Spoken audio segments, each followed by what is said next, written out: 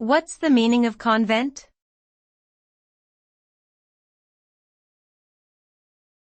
Convent.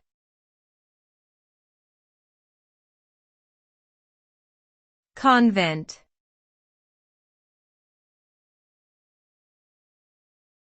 Convent.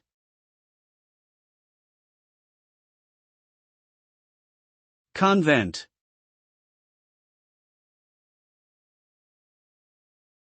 A convent is a type of residence used by members of a religious community or order, typically women who have taken vows of poverty, chastity, and obedience.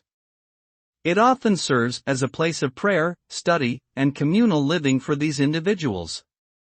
Convents can vary in size and design, but generally feature a chapel or other sacred space, sleeping quarters, a kitchen, and communal areas for meals and recreation. They are found throughout the world and have played an important role in the history and development of various religious traditions.